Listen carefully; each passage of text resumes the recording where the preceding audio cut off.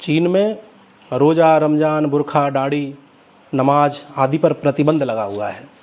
Myanmar के अंदर मस्जिदें सारी की सारी गिरा दी गईं। जापान में इस्लाम के प्रचार करने पर रोक है। फ्रांस में 210 मस्जिद एक ही दिन में गिरा दी गई। ऑस्ट्रेलिया में सख्त हिदायत है कि कानून मानिए वरना देश छोड़ दीजिए।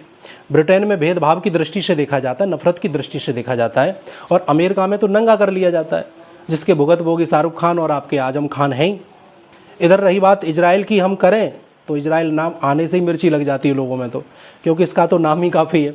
और श्रीलंका में तो इनके धार्मिक स्थलों को तलाश किया गया और बुरखा आदि पर बैन भी लगाया गया। अब ये रही विदेशों की बात। अब हम करते हैं इनके ही देश की बात, जैसे कि आपका पाकिस्तान है, अफ़गानिस्तान है, इराक है, लीबिया है और आदि आदि। तो यहाँ भी ये धर्म के नाम पर काफ़ी लड़ते झगड़ते रहते हैं, बॉम्ब विस्फोट होते रहते हैं, इनके धार्मिक स्थलों को बम्बों से उड़ा दिया जाता है। शिया सुन्नी का झगड़ा दिन रोज़ सुनने में आता है। अब हम करते हैं अपने देश की बात। जब चाहें ये तिरंगे को जला देते हैं, तिरंगे का अपमान कर देते हैं। जब इनका जी आए तब भारत माता को डायन कह देते हैं, भारत माता को गाली दे सकते हैं। जो देश का राजा है उसके लिए अनाप शनाप बोलने में ये देर नहीं लगा सकते। और हमारे देवी देवताओं के जब मन करता तब इनका नंगी पेंटिंग बना देते हैं। और पाकिस्तान जिंदाबाद के नारे तो अब आपको लगभग हर चुनावों में और हर गलियों में सुनने के लिए मिलते रहते हैं। ये हमारे देश में ही इनको परेशानी है, हमारे देश में ही इनको सबसे ज़्यादा कष्ट लगता है।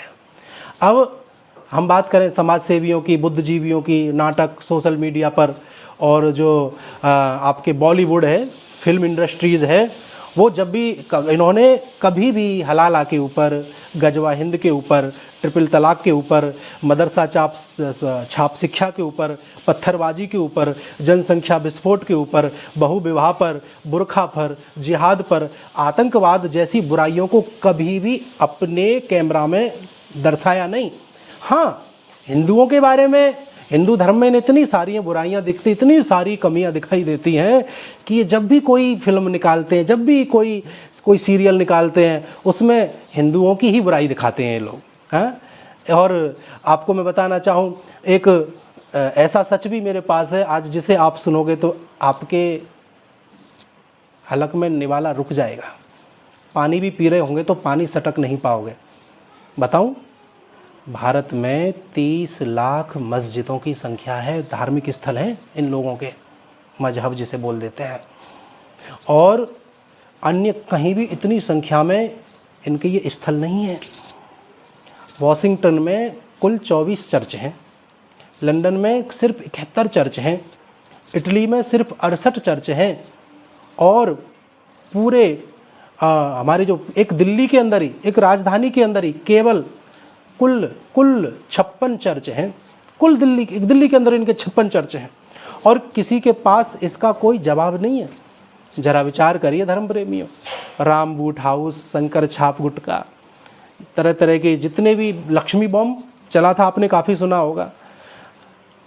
ये आपको सुनने के लिए मिलता है, लेकिन कभी आपने अल्लाह छाप तमाकू या कोई ऐसा ईसाई के नाम से कोई भी ऐसी चीज़ों को, हमारे नाम से तो कृष्णा बियर बार भी नाम देखने के लिए मिल जाते हैं। कहने का मतलब ये है कि अपने देवी देवताओं का सम्मान हमें कैसा करना चाहिए, किस तरह से करना चाहिए, यदि ये हमें सीखना है ना तो इन लोगों से सीखो।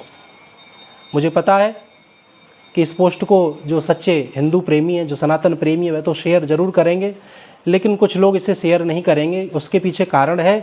कारण ये है कि उन लोगों की जो दुकान है ना, वो धर्म के नाम पर ही चलती है।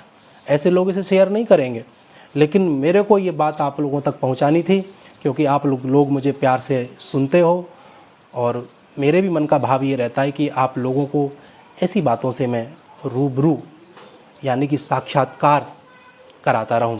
धन्यवाद। जय श्री कृष्ण। राधे राधे।